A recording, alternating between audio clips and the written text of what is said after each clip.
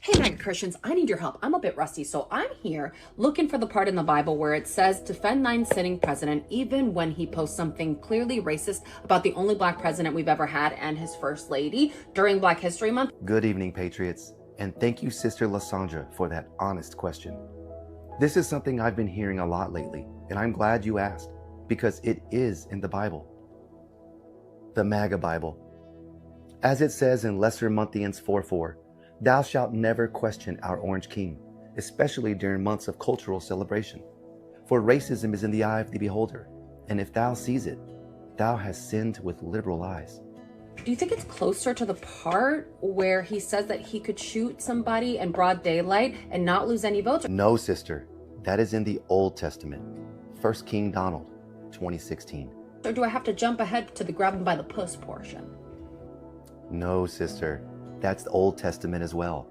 Though the king spake crudely of women, his followers insist he speaketh plainly, as real men do. Chauvinicus 4:3.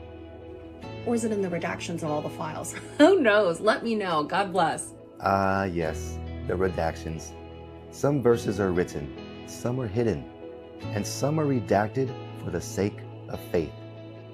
God bless.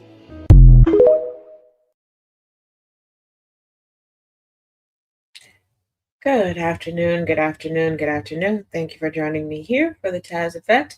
For those listening in over the radio airwaves at gcpr.live, thank you for tuning in. And for everyone else watching and listening from all over social media, welcome all. Thank you for joining me here for the Taz Effect, daily news in a way you did not know you could use. Yesterday it came out that an airport in El Paso was to be shut down for 10 days. It was shut down for approximately 10 hours. We do have some additional information regarding that, and this is coming from Yahoo News. It appears that immigration officials caused the El Paso airport shutdown when they panic fired a powerful laser weapon at a children's balloon. That's one story. Another story has to do with drones, but we're going to go with this information. It is the last of what I could find. Hey, Dana J.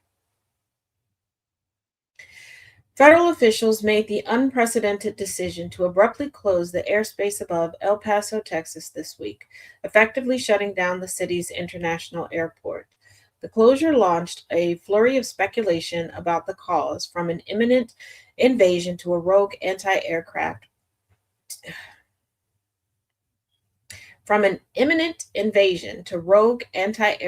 weapons. It later turned out that the order, which would have closed the airport for 10 days, was issued by the Federal Aviation Administration Administrator Brian Bedford after finding out that U.S. officials use of high-energy counter-drone laser weapon at Fort Bliss, a U.S. Army post right next to the El Paso International Airport. The enemy drone swarm turned out to be a simple party balloon, a potentially enormous and unintentionally hilarious overreaction contradicting claims by the White House of an imminent drone incursion from Mexican drug cartels.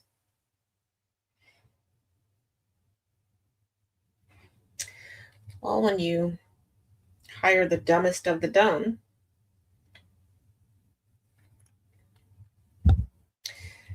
now, the New York Times reports that the anti-drone laser was used by Customs and Border Protection officials who had loaned the device from the Department of Defense, yet another confusing wrinkle in an already chaotic series of events. The extremely rare airspace closure was seemingly the result of aviation officials not getting enough notice from the CBP agents. Multiple people briefed on the situation told the newspaper. According to the sources, CBP officials believed they were shooting the laser weapon at a Mexican cartel drone and not a party balloon. The latest development highlights the Trump administration's ongoing militarization of CBP, enabling its personnel to use military-grade equipment, often against unarmed individuals, from drones and helicopters to armored vehicles. The CBP's Immigration and Customs Enforcement, in particular, has been at the center of violent nationwide crackdown, resulting in at least 2 deaths, triggering congressional investigations. The latest embarrassing slip-up was similarly met with furor among lawmakers. A 10-day shutdown of a major U.S. air corridor is an extraordinary step that demands a clear and consistent explanation, said Senator Jack Reed, Democrat out of Rhode Island, in a statement. The conflicting accounts coming from different parts of the federal government only deepen public concern and raise serious questions about the coordination and decision making.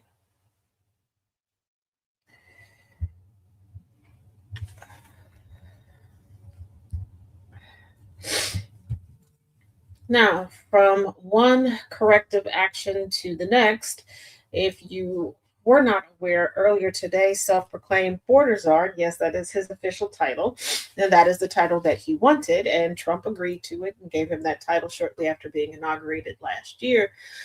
Tom Homan stated that further de escalation would be taking place out of Minnesota and that they would be withdrawing. And he went on to thank uh, the Minneapolis mayor and Governor Tim Walz. Tim Walz responded by saying, "Hey, we'll help you pack as long as you get the crap out of here." Hey, Nana J, I will be. Thanks for asking. Um, but Trump has had troops or boots on the ground, so to speak, from coast to coast, wherever he feels that he can intimidate his political rivals.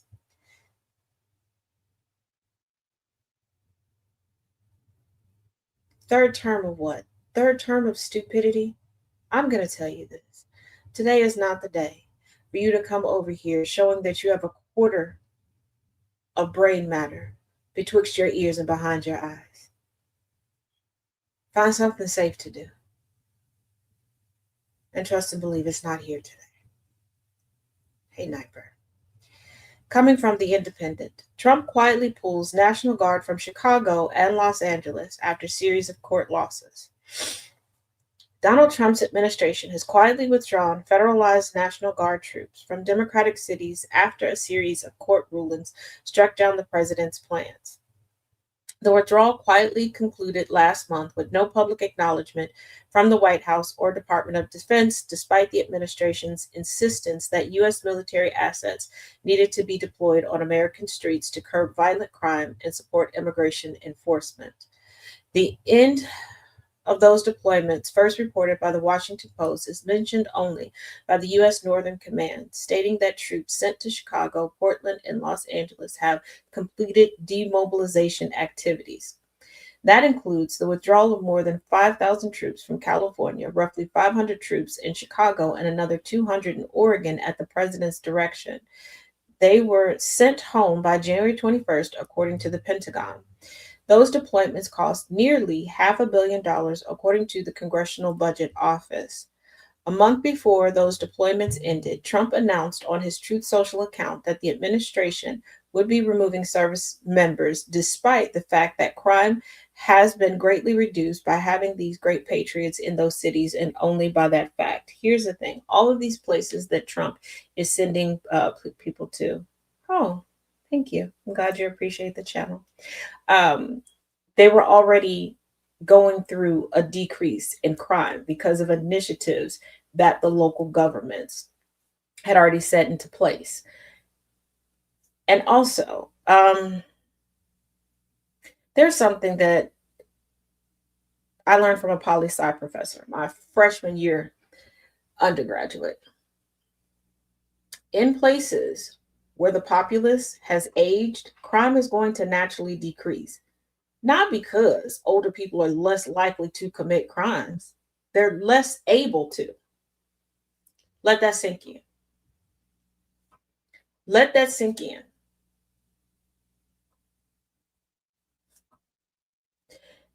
And it's not an official study or anything, but I would be remiss if I did not bring up, we're having a decrease in crime places where we're also having a decrease in white babies being born.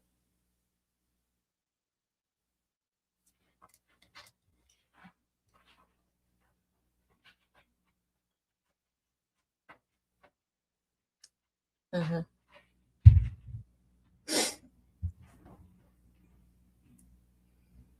And before somebody goes, Taz is anti-white. No. When white people are not forced to live in the fairy tale situation that society, white supremacist society, places upon them, and they can live in their truth, there is a decrease in crime. There is a correlation. Yes, this is true for all communities, absolutely. But right now, the white community is still the majority. The white community still, whether we like it or not, whether we want to admit it or not, sets the tone for the rest of society. Hey, twin.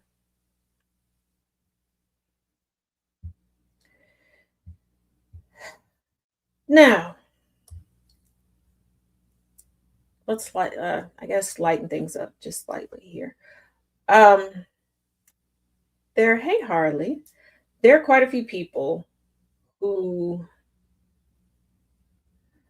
whether on Discord or the Signal chat, and feel free if you want to join the Signal chat. Always linked in my bio. People saying that they are a bit confused. What they're reading through the official channels when it comes to movies, television ratings, they're getting one set of data points regarding Melania's film. And then what they see on social media, they're getting something different. And we're accustomed to that because we know there are fandoms that exist. There are people that will give a personal glowing review of a movie, and then the critical acclaim just isn't there. Most notably and most recently, the movie Sinners. But there's such a disparaging take on things. You don't have people in droves talking about going to see Methonia.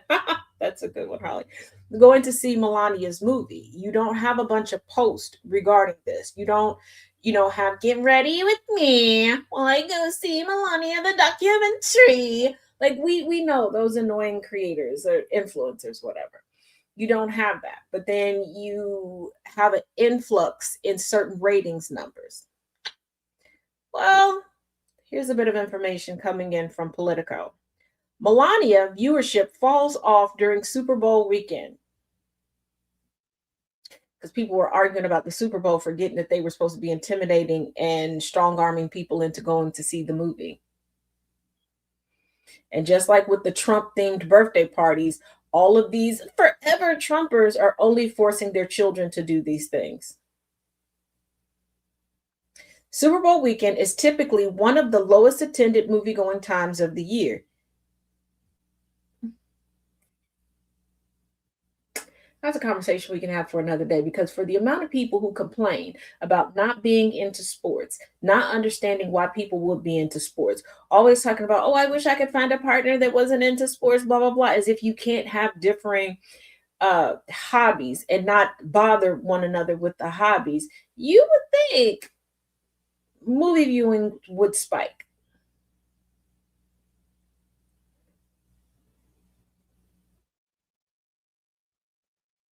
Oh, El Jefe, shut the fuck up. Sorry, angry. Hollywood largely ceded attention to football over the slow box office weekend, with the survival thriller Send Help repeating as number one in ticket sales, and the Melania Trump documentary Melania falling sharply in its second weekend.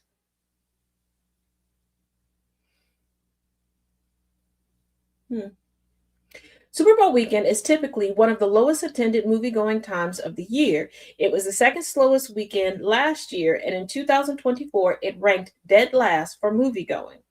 Studios. Do we really want to take those data points from those years coming out of being in lockdown where people really didn't have a lot of money? You know what? We're going to roll with the data points that we were given. That's what we're going to do.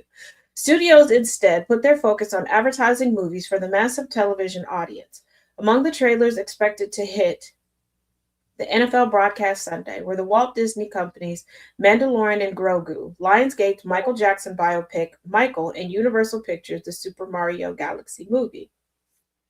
In North American theaters, the Disney 20th Century Studios released Send Help, directed by Sam Raimi, led all films with $10 million in its second weekend, according to studio estimates Sunday.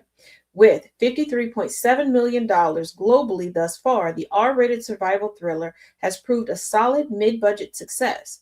Disney, meanwhile, watched its remarkably long lasting Zootopia 2 cross $1.8 billion worldwide in its 11th week of release.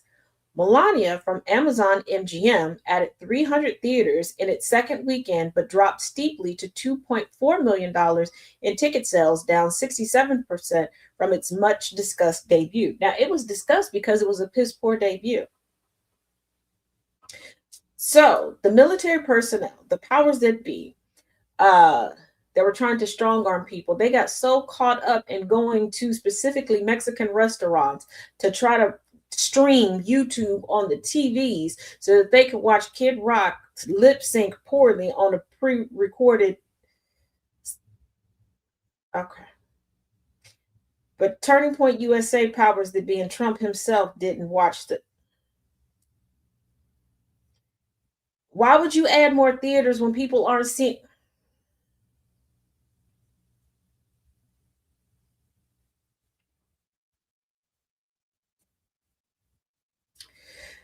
The rapid downturn means the Brett Ratner directed documentary is likely headed toward flop territory given its high price tag. Amazon MGM paid $40 million for the film rights plus $35 million to market it. If you were going to do a documentary regarding the questionable English speaking, got to make it look legit. Yeah, Einstein visa recipient, First Lady, you should have done an actual biopic. The documentary should have been about her life, not a male centered, orange Oompa Loompa centered BS documentary that covers 2 weeks. Not for the budget. Why did you need that budget? Oh, that's right. In plain sight money laundering for the umpteenth time during this second administration of Trump.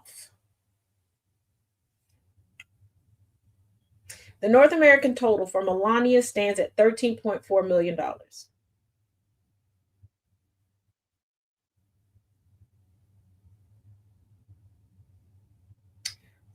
million for the film rights, $35 million to market it, $75 million to put it on. That's money laundering. They just wanted one more thing for us to pay for it. We're continuously laundering money for Trump and allowing Trump to truly turn profits for the first time in his adult life, in his professional career, without his father or Ivana at the helm of the Trump organization.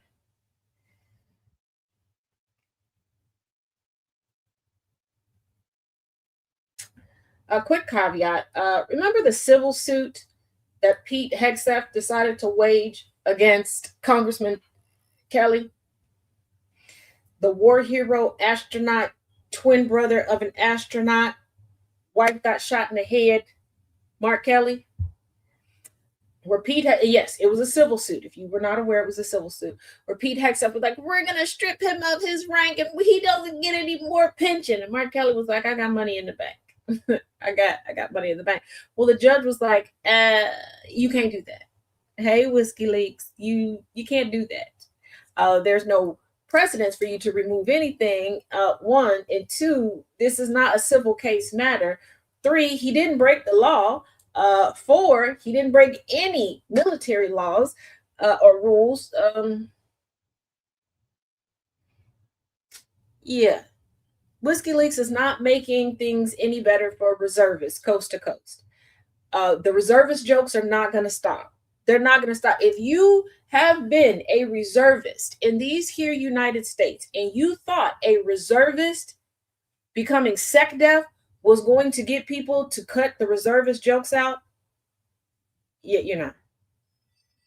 Oh, and he was right. Who was right, Mimi? Who was right? Hegseth or the judges? Which one, Mimi? Mark Kelly. Yes, Mark Kelly was right. Okay.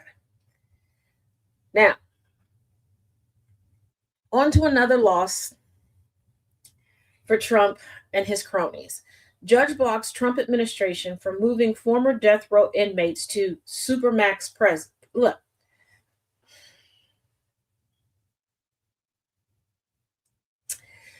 judge blocks Trump administration from moving former death row inmates to Supermax prison. I promise y'all I can talk. I promise y'all I can talk.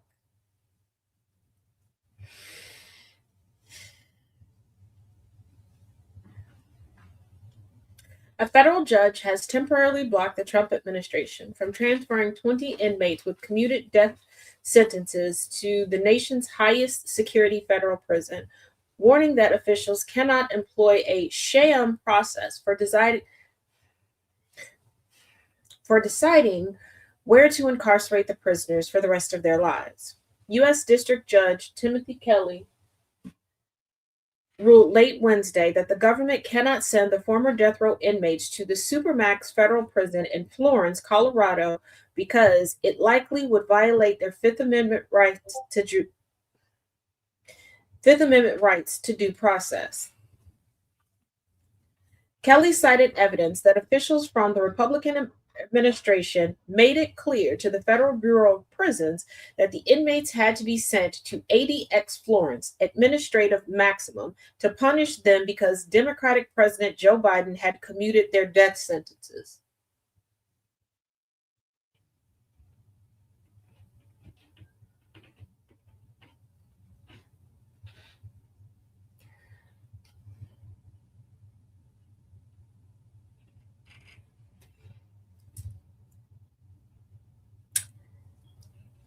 So it's okay for Trump to pass out pardons like they're party favors, even though within the past 48 to 72 hours, yet another pardoned Jan 6er has been convicted of child molestation.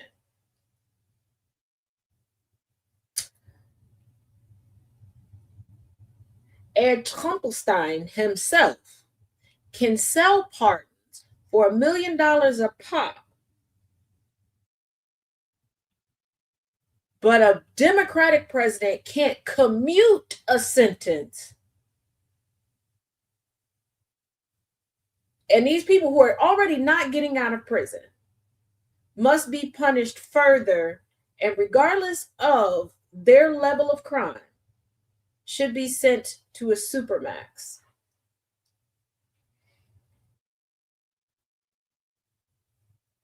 And no matter what you may feel about you hate a man that you don't even fucking know. Bull bitch, I know more about Trump than you probably know about your daddy. Because the last time you saw your daddy, you were looking at the inside of his ball sack.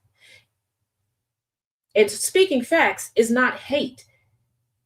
You should have been swallowed, dilapidated, molded, bitch.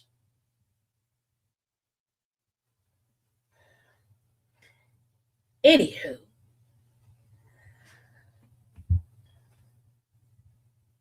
Now, regardless of where you stand, whether you're for the death penalty or not, the commutation of sentences from death row is actually a benefit to us as taxpayers.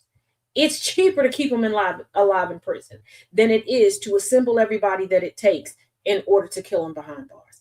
And me personally, death is a way out of being held accountable, because what punishment do they have? They don't have to sit there and let their conscience eat away from them, because they did. The conscience died with them.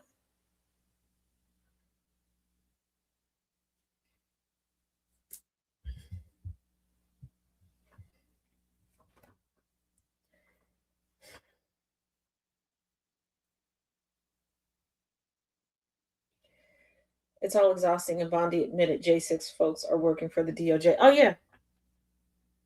Oh, yeah. When they started mass firing people willy-nilly and not thinking about what they were doing, and the best of the best they were firing, and people were like, I cannot do this, because you can't sustain, even if you don't have a spouse, you don't have children, okay, and it's just you still have to sustain yourself enough where you can have a place to lay your head, you can have food to eat, you can have certain things. Nobody can live like that where they don't know day to day if something is going to just be snatched away from them. If all that security that they built up, that they went to school with, established, so they started lowering all of the standards in order to get people in there. Yeah, we are in the it's cheaper to keep her era. Yeah.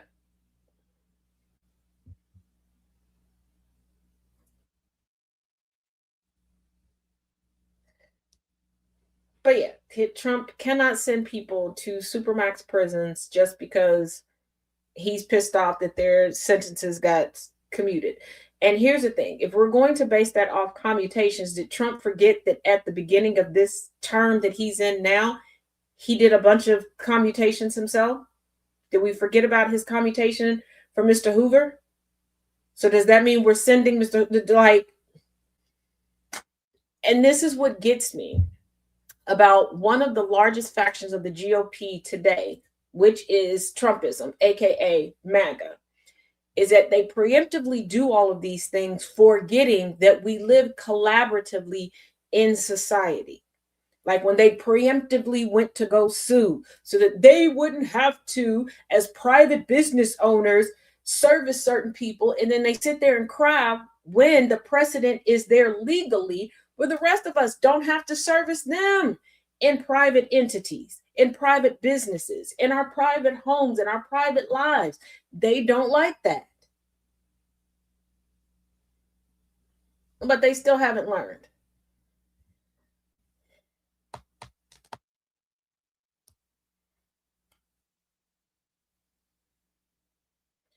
Okay, yeah, we already went through that. And more on the alpha male that is Trump being put in this place. And quick side note, there were multiple updates regarding the Epstein / Maxwell files, multiple updates regarding Ghislaine Maxwell and Jeffrey Epstein, etc. So I put them all together in one streamlined bonus of the Taz Effect. It is up on YouTube at TazJ77. It's stated for today, Epstein / Maxwell updates. More than likely, there will be another one like that coming tomorrow, just because there's so many things coming rapid fire and trying to still go through all of these new witness accounts that are coming out and all of the files that were dumped all at once. Let me also remind you all of this. I tell you all this before. When people are very quick, there is no way within 10 to 15 minutes of a document drop when it comes to anything coming from the federal government. I don't care how redacted it is. You still have to go through to see what's redacted. You still have to do checks and balances that people are giving you these exposés and these detailed takes. Ain't no way. This is why so many lies are floating around, and this is not helping the actual victims. And I need you all to remember, this is a case that is international. And for all of the thousands of victims that we know about, let alone we don't know the number that we don't know about, you're tainting jury pools with lies and pushing forward lies. I'm going to need y'all to think. Okay? Does it make sense? Is this plausible? In order for this to have happened, how many people would have to be involved, and would that be able to happen and it stay a secret this long? Because this morning somebody put up, because of a rumor, and I knew that the rumor was floating around, that Jeffrey Epstein had hacked a Powerball. Wrong state, wrong amount, wrong time. And I need y'all to think about something. Why would a self-proclaimed financier that's making money hand over fist, that's blackmailing people, that's convincing multiple of his clientele to make him their living power of attorney, where not only does he have control over his money, but other people's money and businesses and connections. Why would he manipulate a Powerball? That would be his weekend trip with a bunch of bitches' money. I need y'all to think. You're to the point where you're missing how salacious and egregious reality is, and you're trying to up the ante, and it's not helping. You cannot keep screaming. They're going to keep getting away with it because justice never happens, because you don't want to accept the fact that you're standing in the way of justice. When y'all do these things, you taint jury pools. This is how we end up with verdicts where we're scratching our head going, how did they get here? I can tell you how they got there. I can tell you how they get to these acquittals.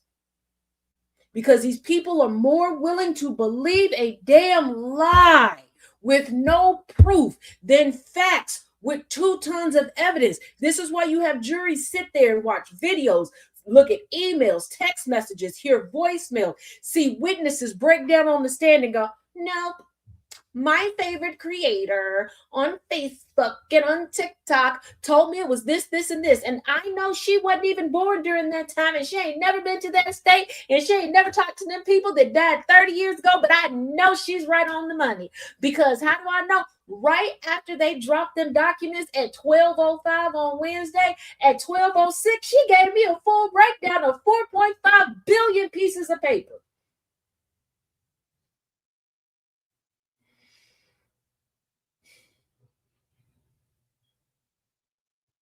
This is why I tell y'all, I do not strive to be the fastest.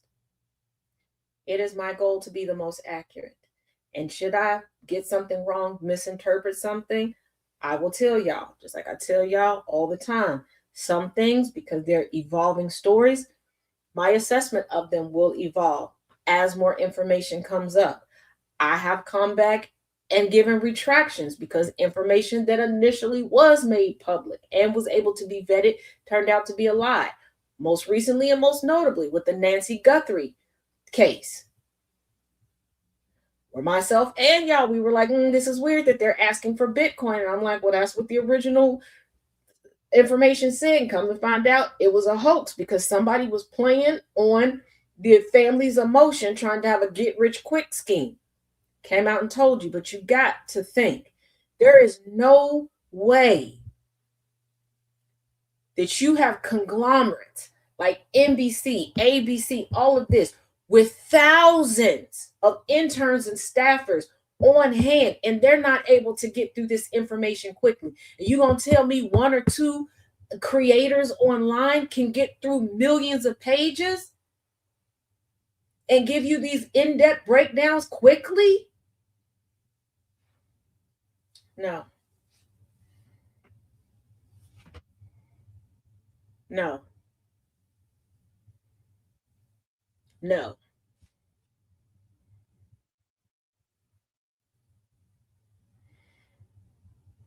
And also, I need y'all to realize, I told y'all this when we first found out that information, that files were going to be made public to a certain extent, because redactions are the name of the game. They have to happen.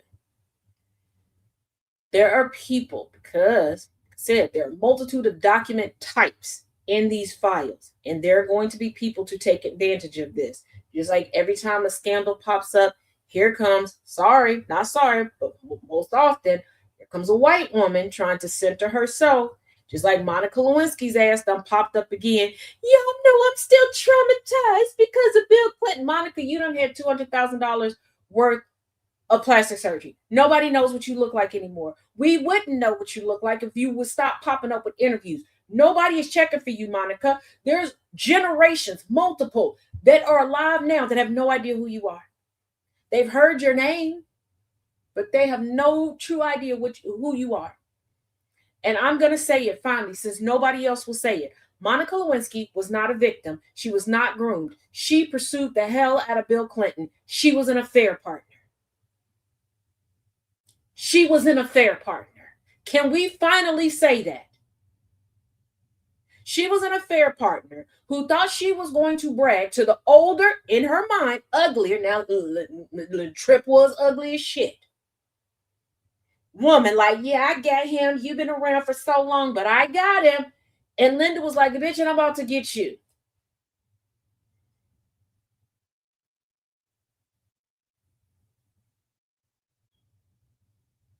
And the payout and how they thought things were going to go, it didn't go that way. And now they want to play victim, and y'all don't let them play victim for decades. Let it go. Let it go. We found out a left-leaning TikTok creator harassed and intimately touched without consent 4 different women in one night. Here comes a woman, but such and such attacked me because of my adoption status. As she's simultaneously telling you how she told her black family with her white ass for them to go shut the F up and sit down, and that she can do all of these different things.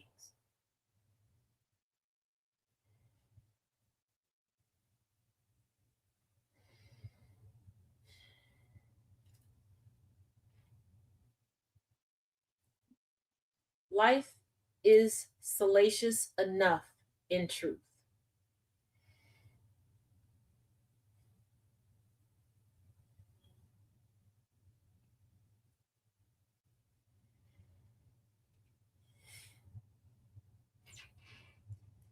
You don't have to add anything else into it.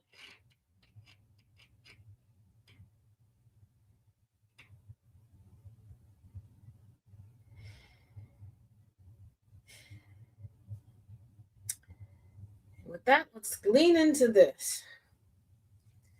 And for you MAGAs that like to watch, J.B. Pritzker calls out Donald Trump's fragile masculinity. For those that have been following the series that I have on Substack at TazJ regarding the different factions of the GOP, series wrapped today with Trumpism.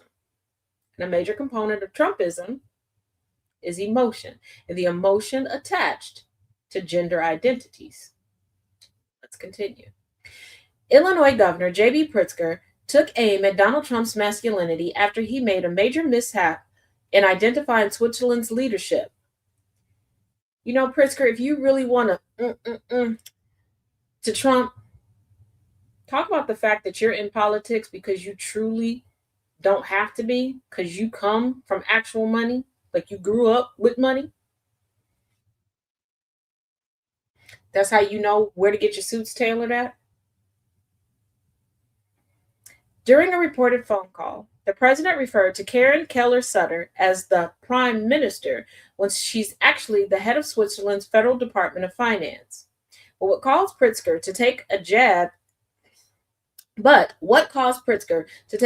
at Trump's masculinity?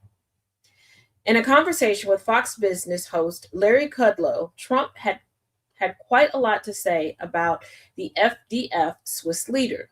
After Trump announced 30% tariffs on Switzerland, he received an emergency call from Karen to negotiate.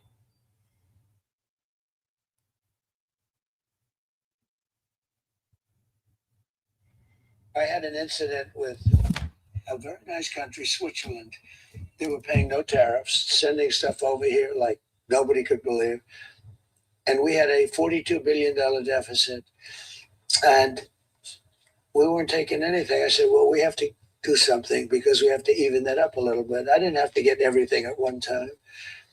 So I put on a 30% tariff, which is very low. Still, we were having a big deficit, but it was half the deficit. Then I got an emergency call from, I believe, the Prime Minister of Switzerland, and she was very aggressive, but nice, but very aggressive. Sir, we are a small country. We can't do this. We can't do this. I couldn't get her off the phone. We are a small country. I said, you may be a small country, but we have a $42 billion deficit with you. No, we are a small country. Again and again and again. I couldn't get her off the phone. So it was at 30%. And I didn't really like the way she talked to us. And so instead of giving her a reduction, I raised it to 39%. And then I got inundated by people from Switzerland, and I figured, you know what?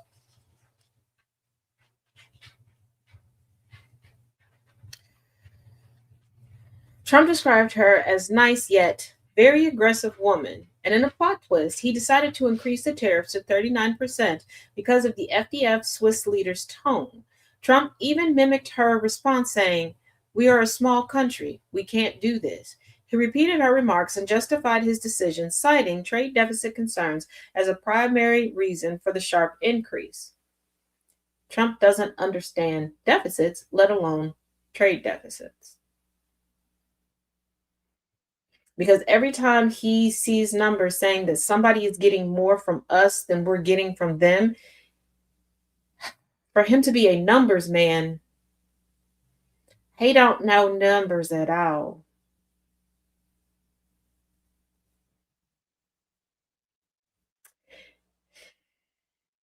He repeated her remarks and justified his decision, citing trade deficit concerns as a primary reason for the sharp increase. This appeared contradictory given his first reason for increasing the tariff by 9%, and it's what caught the attention of Governor Pritzker. Pritzker reshared the interview on X. The Illinois governor claimed Trump increased the tariffs only because his ego took a hit. He captioned the reshared video, writing, "The art of fragile masculinity." Pritzker is a longtime foe of the Trump administration and often slams the POTUS's politics. It didn't take long for Nietzens to respond to Pritzker's statement in agreement. Many users appeared to agree with him and also described Trump's behavior as childish. A user said, "He's always been this way with women. This kind of thing is nothing new." And here's the thing, you got to start pointing out when he's being childish and call it that. Because the moment that anybody else matches his energy, his sycophants go, "Oh, that's so childish. That's so immature." Call it out. And Trump, we constantly talk about people having daddy issues, especially women having daddy issues. Can we talk about all of the people, regardless of gender, that have mommy issues? And Trump has an issue with women because let me remind you all of his actual history, not the origin story that you've been sold by him and mass media. Trump did not grow up rich or living a rich life. Trump's grandfather, who passed away of pneumonia, what he made fun of Hillary Clinton for having and still showing up to their debate with, he wasn't turning profits. Yes, it was true. He had a brothel here, a brothel there. But he was just buying up land. He was taking his profits and buying up more land and just collecting land like he was the freaking Thanos of land plots. When he died, his grandmother was like, "Okay, how are we going to do this? And, technically I ain't supposed to be out here working and I still got these children to raise." And she's like, "You know what? Let's put something on this land." And she didn't want to just sell off the land or put something on the land and sell it. She had the brilliant idea of doing things that would bring her relatively easy residual income, rental property, laundromats, things like that. Then they started getting into borough real estate development as his father, Fred Sr., started to come up. His grandmother taught Fred Sr. the tricks of the trade, so to speak, because it was a relatively easy way for the family to keep up residual income, and because the family was beginning to grow.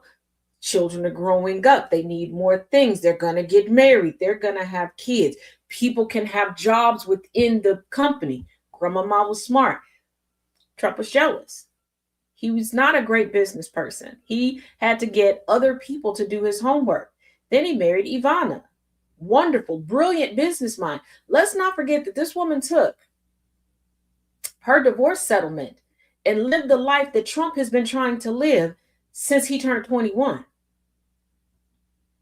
Ivana was the one that could pay for a dude to come stay with her for a couple months, and then when she got tired of him, they would leave. And you ain't never heard nobody say anything bad about Ivana. We still don't know how many boyfriends she had, how many zippity doo dah. And she was jet setting and everything else. All the women around him, just like the Trump organization, when he renamed it from Mary Trump and Sons and sued his family and stole everything in order for him to take the helm of the company, it started to flounder a lot because he's great at marketing. He sucks at everything else until Ivanka came along. The women in his life are the successful ones. That's why as much as he talks down to women, he strategically always has women in certain positions. And that's who he listens to the most. This is why Susie Wiles right now is not concerned about losing her job. And this is why she could come step to the forefront and in 11 separate interviews talk about how stupid he is and all of the other cabinet members he chose are.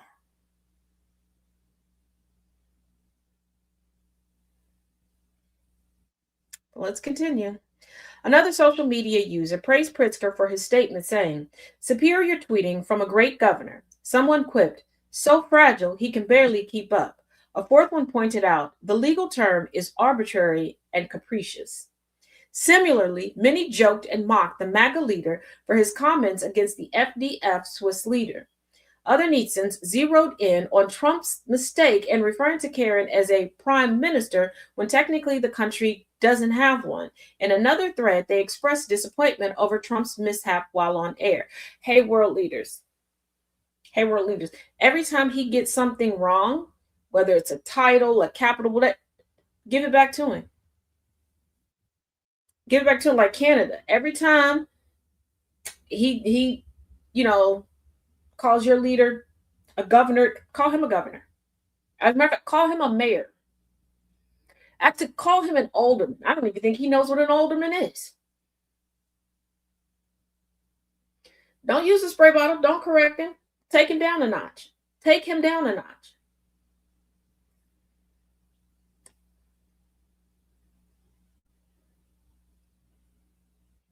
There was a Reddit story that reminded me of several stories I heard over the years of tutoring and teaching from different students about people mispronouncing their names, just deciding to give them nicknames, etc.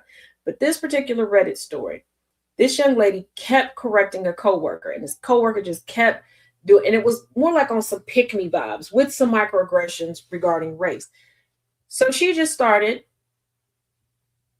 every couple of hours just deciding, pulling a name out of thin air to call this woman. That's what we have to do to Trump. That's what we have to do to Trump. Because one thing that I have learned, when people act like it's not a big deal, when people act like they don't care what other people think, they do. They don't care what people think about you. They absolutely care what people think about them. Flip that mirror around. While they're trying to get you to look at your reflection and make you feel like you're the problem, turn that mirror around on them. Give them back what they give. Now, in doing this with Trump or with anybody in your life, do realize when they throw their fit, you might catch some strays. No different than a toddler literally fighting sleep. You might catch one to the jaw.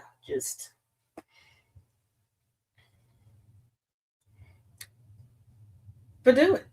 Talk about how emotional he is, how irrational he is, how he seems nice but aggressive. Ask him, does he need some Midol? When he gets something wrong, go, "You fat pig, how did you get that wrong?"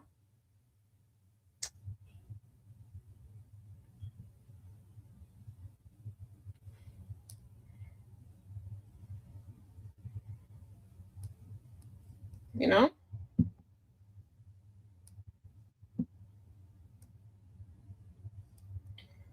Hold on. Oof.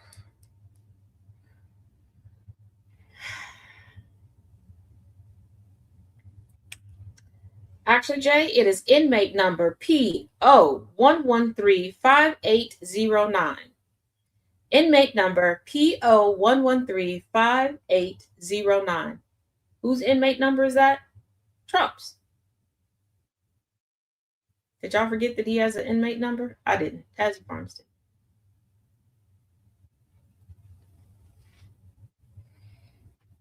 How's he Farmstead? Call him Obama's butler. He definitely is. Yeah.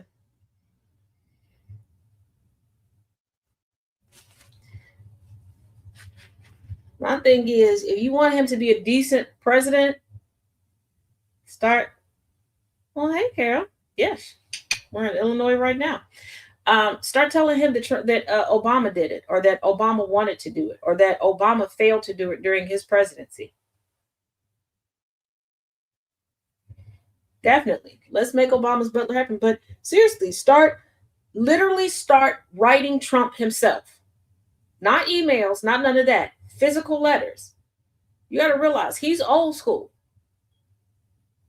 He's old school. Really, Storm? Okay, Storm. But start writing letters and going, you know what? It's such a shame Obama couldn't insert what we need done here. It would be nice if somebody like you could come in and save the day and get her done. I need Gen Xers, Zennials, millennials, period. I'm not going to say elder millennials, period. Okay? Y'all not children. I need y'all to go back and think about when y'all were growing up, especially women and femme presenting Gen X, Zennials, and Millennials, okay? Most everybody was taught to get a man to do what you want them to do, you have to make them believe that it's their idea. This was taught to women and femme presenting individuals for generations. I think after millennials, it stopped so much being taught, or at least that's how it appears. If y'all still teaching it, get better at teaching it, because I don't think your kids is picking up what you're putting down. Okay, pick it up again and put it in their hands. Okay, make sure they holding on to it this time. We have to treat Trump like that. We have to treat him like that. It's no different than the woman who comes, or the guy that comes into a relationship and is jealous of the ex that nobody wants and is still trying to compete, or the person who comes and is jealous of the ghost of the widower and is trying to compete with them and outdo them. That's what you have to do. Well, as always, thank you all for joining me here for the Taz Effect. Sorry, wasn't as high energy as I normally am. But as always, for those listening in over the radio airwaves, thank you for joining us at gcpr.live, and those watching and listening from all over the World Wide Web. Thank you, thank you, thank you. If you are interested in any Taz merch and you want to keep the lights on here, you can go to Tazisms, TAZISMS.com. And right now, there are 2 promo codes out there. One is BHM for Black History Month, 26. You can receive 20% off. Or For Love, the number 4, LUV, will get you free shipping. That is site-wise, whether you want to support with some anti-ICE merch, Black History merch, LGBTQI merch, you name it, we got it. Okay? I got beans, greens, tomatoes, potatoes, all that good stuff. Also, Superplex Party tonight on GCPR with Thomas the Villain Bishop, General Gambit, and my IT twin, the Angry IT Nerd. And following that is Conversations with T. Nathan. If you want to hear a Black man's perspective on everything, yes, and there is Cooter Coins merch. There's Coitus Coin / Cooter Coin merch that will also be popping up on the GCPR merch site as well. And if you're a small business owner, or you would just like to see your place of employment advertised here with us at GCPR Radio, please visit us at GCPR.live and click advertise with us, and trust me, we will get your advertisement on the air tonight. As always, each one teach one, each one reach one. I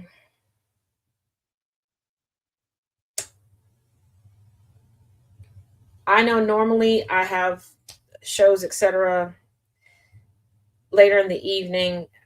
I will not tonight.